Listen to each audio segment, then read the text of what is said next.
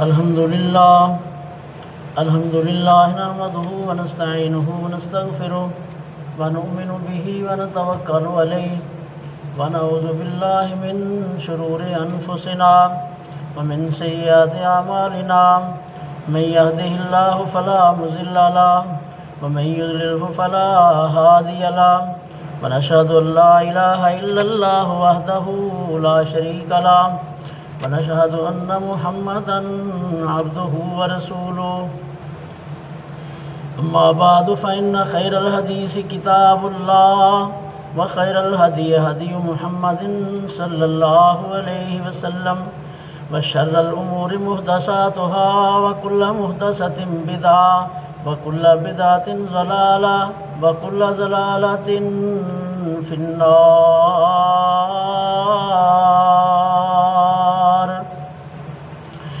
إن الله وملائكته يصلون على النبي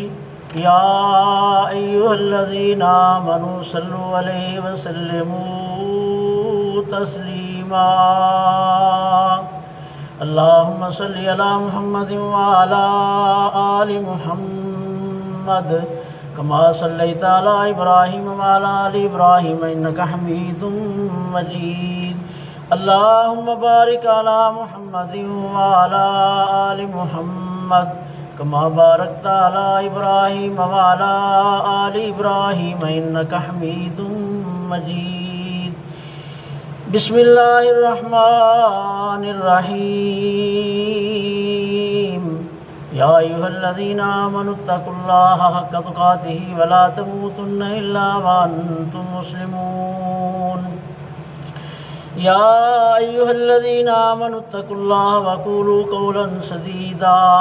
يصلح لكم أعمالكم ويغفر لكم ذنوبكم ومن يطع الله ورسوله فقد فاز فوزا عظيما. قال الله تبارك وتعالى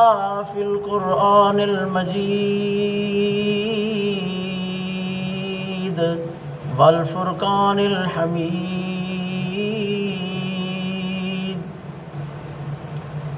أعوذ بالله السميع العليم من الشيطان الرجيم. بسم الله الرحمن الرحيم.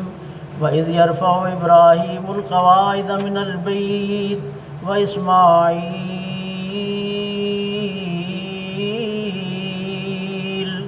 ربنا تقبل منا إنك أنت السميع العليم. ربنا واجعلنا مسلمين لك ومن ذريتنا أمة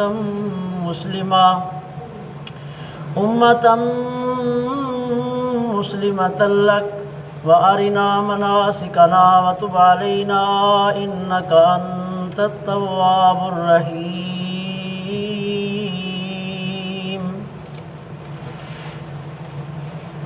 جانور پیدا کیے ہیں تیری وفا کے واسطے،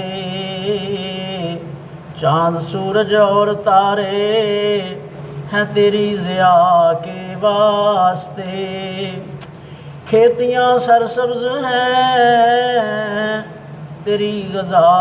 کے واسطے، سارا جہاں تیرے لیے اور تو خدا کے واسطے.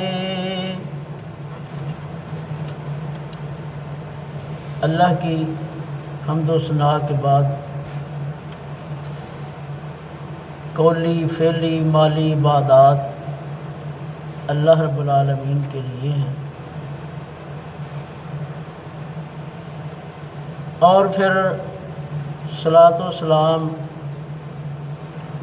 آخری نبی رحمت صلی اللہ علیہ وآلہ وسلم کی ذات اقدس پر بے شمار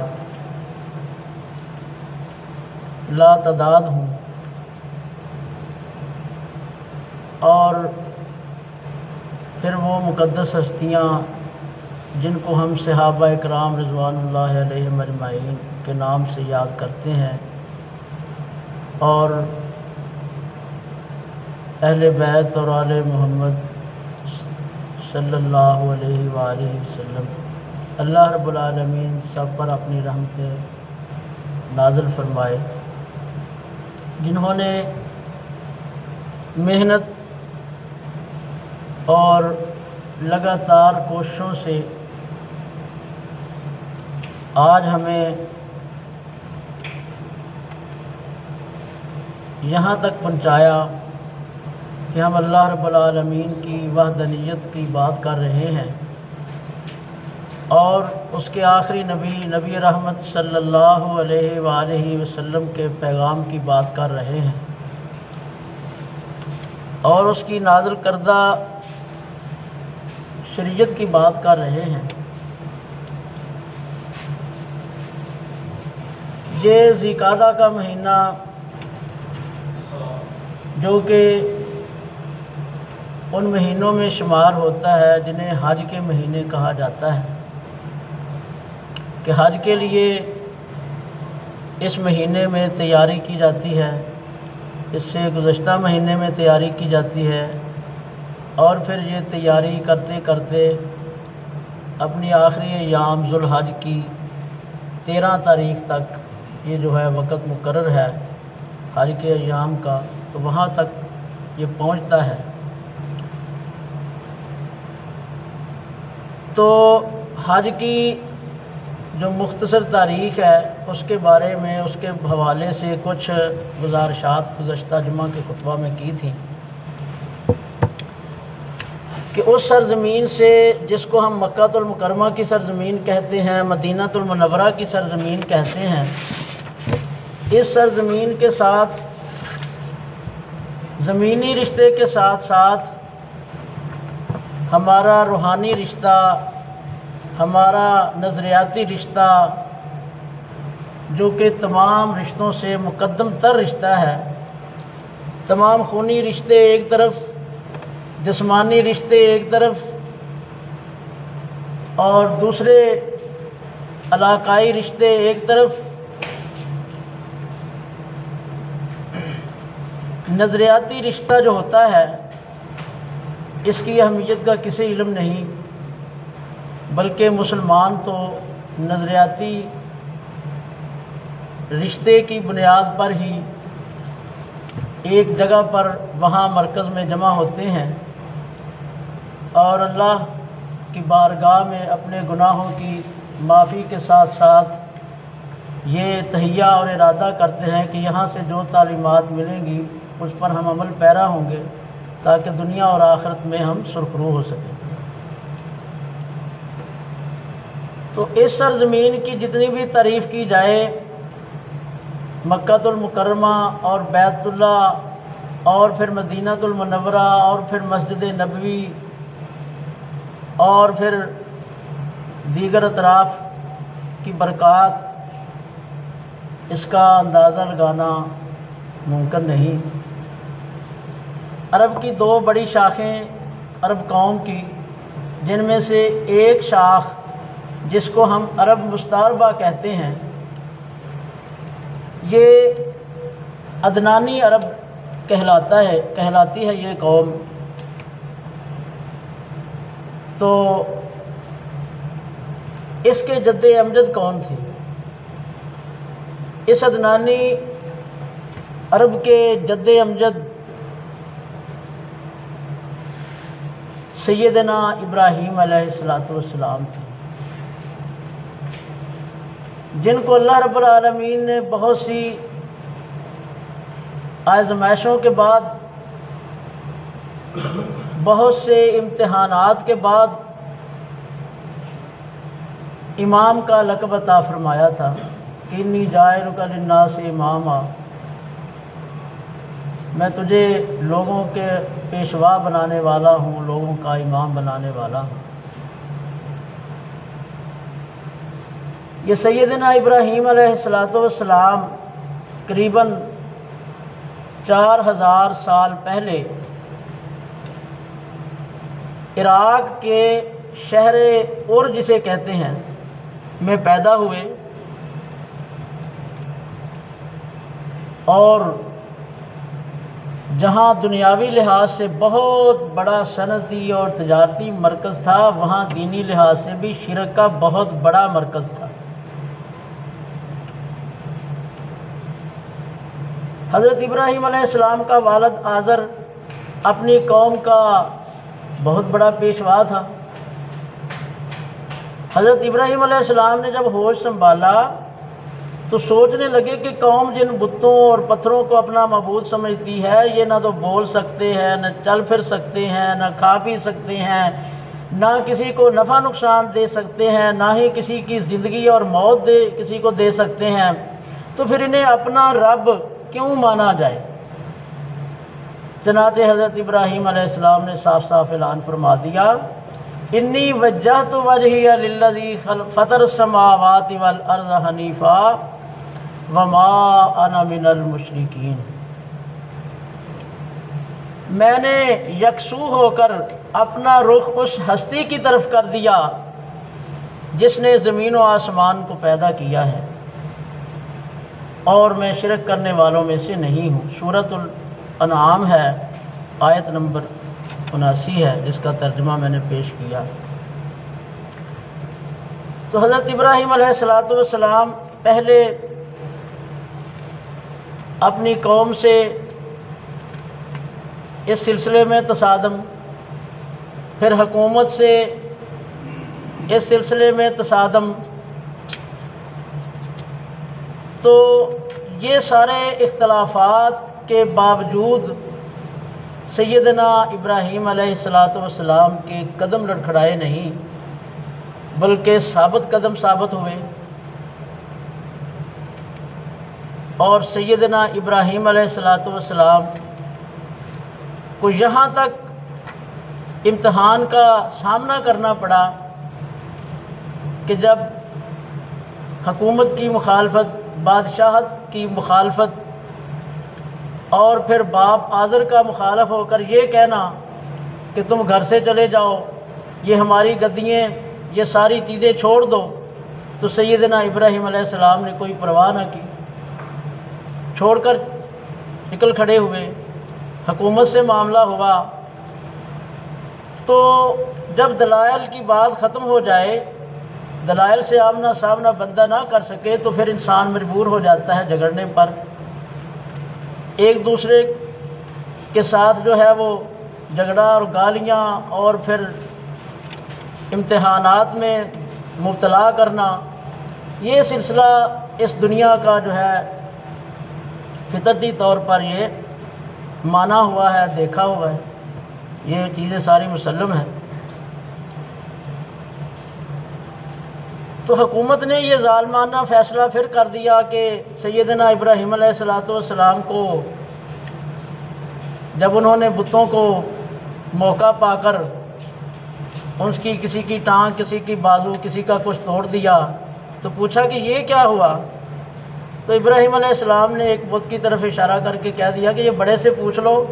اس نے ہی نہ کیا ہو اگر کچھ کر سکتا ہے تو انہوں نے کہا کہ یہ تو بھی جانتا ہے کہ یہ کچھ نہیں کر سکتے۔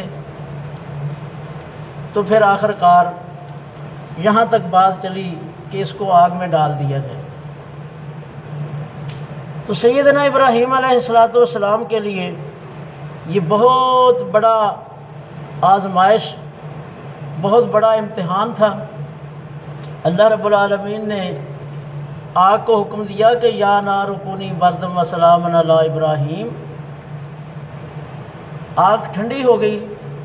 اتنا بڑا معجزہ کائنات کی کے آسمان و زمین نے نہیں دیکھا تھا، تو اس کے باوجود بھی ایک آدمی بھی سیدنا ابراہیم علیہ السلام پر ایمان نہیں لائے۔ تو کیا ان کے کوئی اخلاق میں کمی تھی؟ ان کے کوئی علم میں کمی تھی؟ ان کے کوئی دلائل کمزور تھے؟ کون سی چیز تھی جو ان کے پاس نہیں تھی؟ ان کا رب ان کا نہیں تھا؟ ان کا رب بھی تھا، سب کچھ تھا، لیکن اس سے پتہ چلتا ہے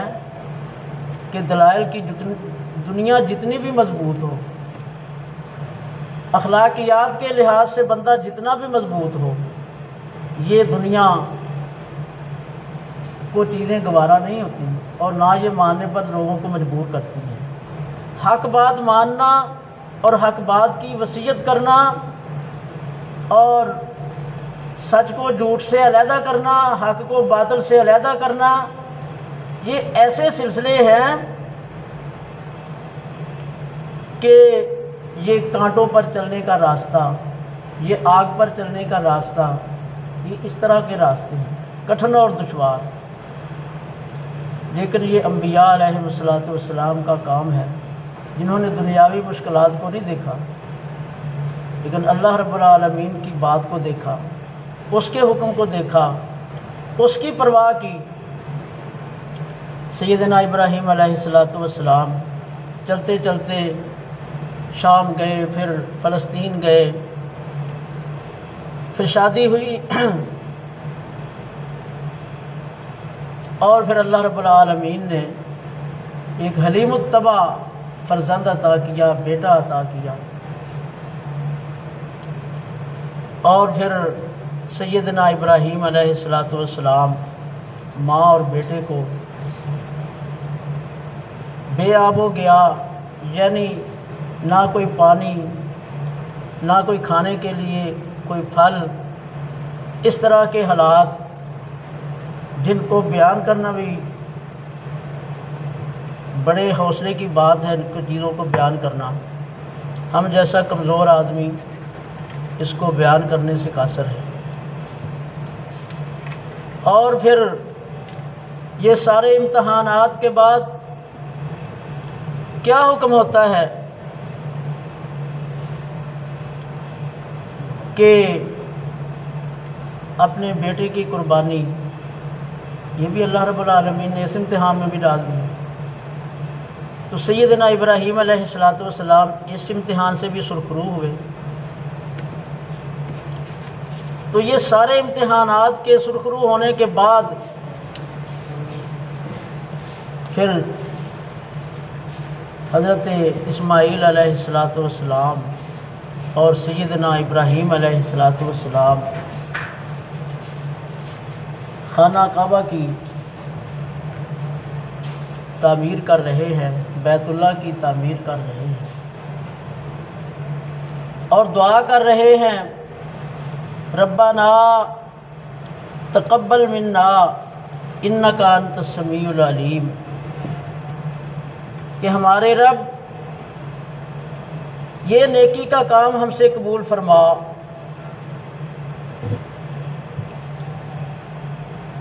اور پھر بیت اللہ شریف کی تعمیر مکمل ہو گئی تو اللہ رب العالمین نے سیدنا ابراہیم علیہ السلام کو حکم دیا کہ اب وقت آ گیا ہے، اب آپ منزل پر پہنچنے والے ہیں، اب آپ پر بہت بڑی ایک ذمہ داری، دعا کے ساتھ ساتھ ایک بہت بڑا اعلان ہے جو آپ نے کرنا ہے، اور قیامت تک اس اعلان کی آواز جو ہے وہ رہے گی، اس کے اثرات رہیں گے۔ اہل ایمان جو ہیں، جن کے دل میں اللہ اور اس کے آخری نبی کی محبت ہوگی، وہ اس بیت اللہ کی طرف جس کو تم نے اور تمہارے بیٹے نے تعمیر کیا ہے، وہ اس کا آ کر طواف کریں گے، اس کو پاک صاف کریں گے، لوگ اس میں جو ہیں کئی طرح کے ثمرات کھائیں گے، پھلوں کی اس میں بہار ہوگی، بہتات ہوگی۔ تو فرمایا کہ ابراہیم وَأَذِّن فِي النَّاسِ بِالْحَجِّ، اعلان فرمائیے لوگوں میں حج کا۔ تو یہ آواز ایسی آواز تھی کہ اس کے فوائد و برکات، اس کے ثمرات اور پھر اس کے آثار اس قدر گہرے ہوئے کہ ہر مومن کے دل میں اس جگہ کی عظمت اور عزت اور اس کا شرف اللہ رب العالمین نے ڈال دیا۔ اے ابراہیم، لوگوں میں حج کے لیے اعلان کر دو۔ سورہ حج ہے، آیت نمبر 27 ہے۔ سیدنا ابراہیم علیہ السلام نے عرض کیا، اس بے آباد ویرانے سے باہر آبادیوں تک میری یہ آواز کیسے پہنچے گی؟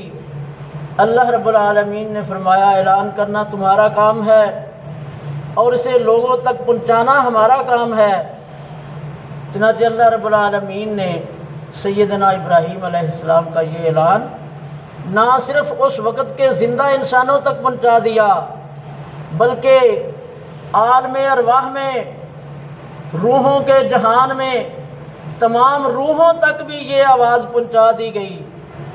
جس جس شخص کی قسمت میں بیت اللہ شریف کی زیارت لکھی تھی اس نے حضرت سیدنا ابراہیم علیہ السلام کے اعلان کے جواب میں لبیک کہی۔ حج کے تلبیہ کی اصل بنیاد سیدنا ابراہیم علیہ السلام کے اسی اعلان کا جواب تفسیر ابن کثیر کے حوالے سے اس آدمی نے لکھا۔ تو جب تک حضرت ابراہیم علیہ السلام زندہ رہے بیت اللہ شریف کے متولی رہے، یعنی اس کی حفاظت کرنے والے، اس کی صفائی کرنے والے، اس کا خیال رکھنے والے۔ آپ کی وفات کے بعد یہیں سے انشاءاللہ اللہ نے توفیق دی تو آگے بات چلائی جائے گی۔ سبحان ربک رب العزت عما یصفون وسلام علی المرسلین والحمد للہ رب العالمین۔